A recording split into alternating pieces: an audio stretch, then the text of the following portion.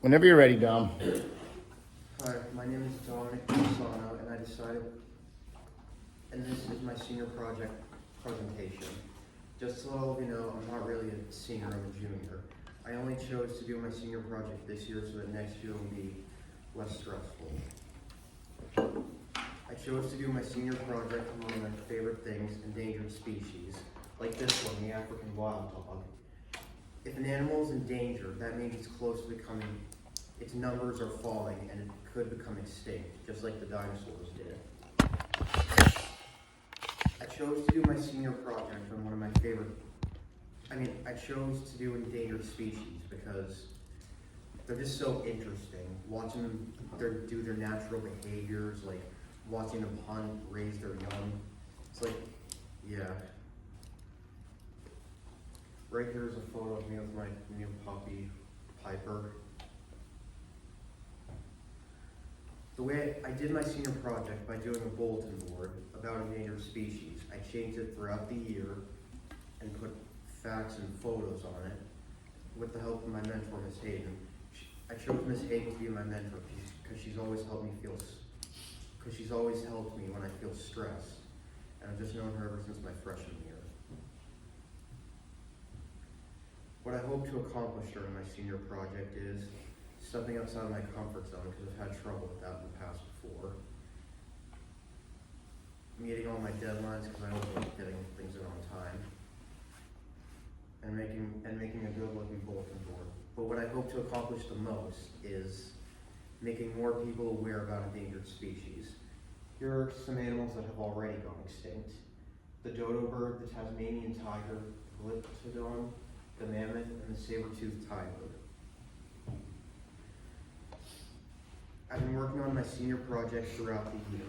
Starting in September through October, I was planning and researching what endangered species to do and planning the time frames. And then starting in November, I put up the first endangered species, the black rhino. It stayed up there until January, and then starting in January, I put up the second endangered species, the African wild dog. And then starting in March, I put up the third endangered species, the black-footed ferret. And then it stayed up there until May.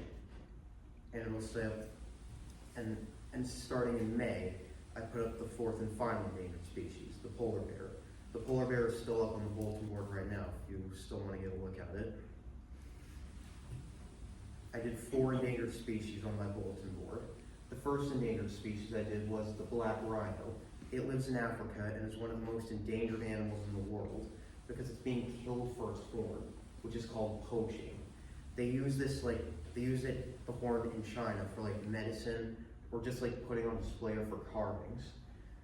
Conservation efforts include tracking them, habitat protection, and translocation. That means like moving the rhino to somewhere where they'll be safe. They've been transporting rhinos by helicopter, by dangling them by the legs. It's like one way they just transport the rhino to a new place. Today there are 5,500 of them left in the wild, but they're still very endangered because of poaching.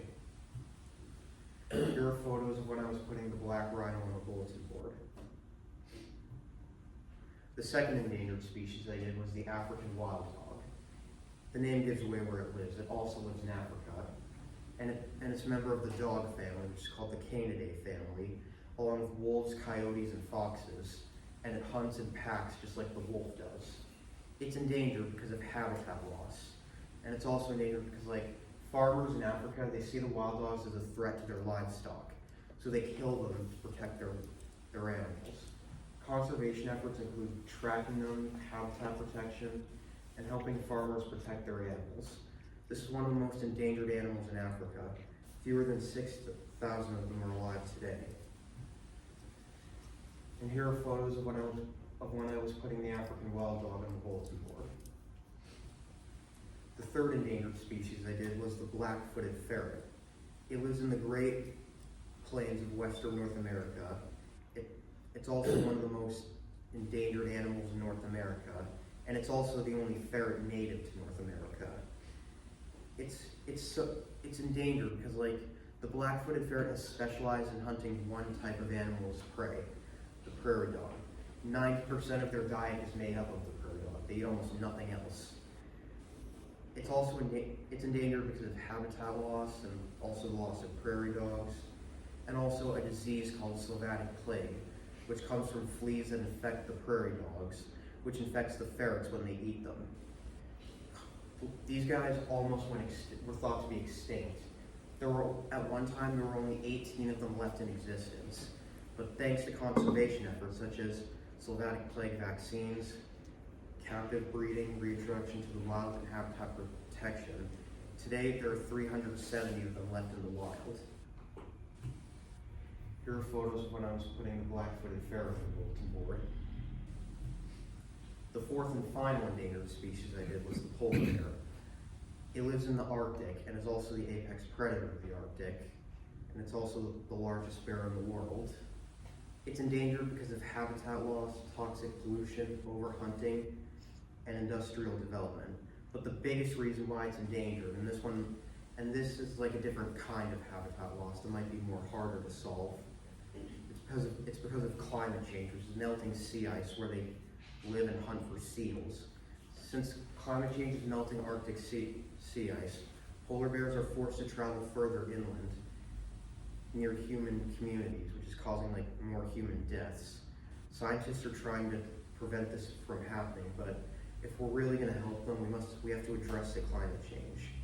Today, there are 22,000 of them alive today, but climate change is just making it harder for them to survive. Here are photos of when I was putting the polar bear on the board. It's still up there right now if you want to look at it. I did 4 endangered species for my senior project, but those aren't the only endangered species. Just to name a couple more, the Bornean orangutan, the blue whale, which is the largest animal in the world, the green sea turtle, and the red panda.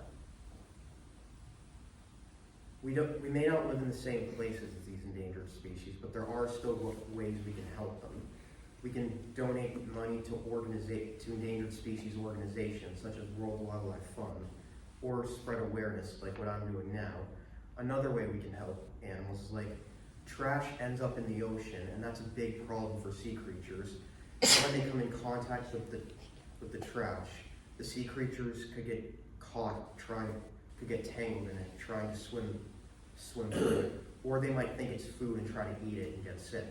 So if we recycle more, we'll be helping sea creatures every day.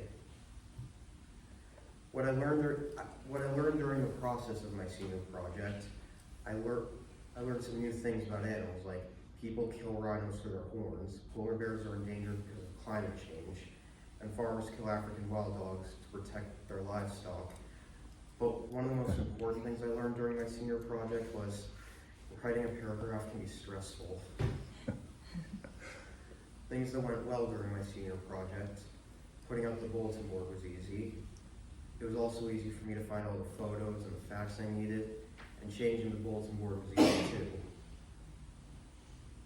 Also getting papers in on time. And you might have heard Mr. Audicki announced my bulletin board on the announcements throughout the year. That went well too. And then things that could have gone better, writing the papers, because I was a little nervous when I was writing them down, and less procrastinating.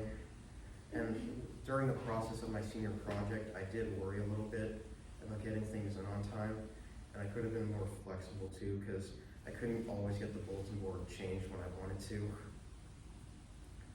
During the senior project exhibition, I spoke with students, answered some questions, educated students, and I also met some new students. A lot of the students that came, a lot of them really seemed to be interested in my senior project. Some advice I would give to seniors next year would be, pick a topic you're interested in, because that'll make it feel easier and not feel as stressful, because you'll understand what the topic you pick, because you're interested in it so much. Trust yourself and tell yourself you can do it, because that's why if you choose something you're interested in for your senior project, that'll make trusting yourself more easy. She was a comfortable mentor, and when I say that, I mean she was someone who you feel like he knows you well and understands you. Plan an easy time schedule, plan like a time schedule that you can follow and won't make sure you won't fall behind. Also, try not to procrastinate so much. I would like to thank Mr. Mack and Mr. Bigelow for helping me write the paper, editing my paragraphs, and helping me plan my time schedules. I would also like to thank Mr. Audicki, the high school principal, for mentioning my bulletin board on the announcements. And I would like to make a special thanks to Miss Hayden for being my mentor and helping me when I set up the bulletin board and every time I felt stressed. Any questions?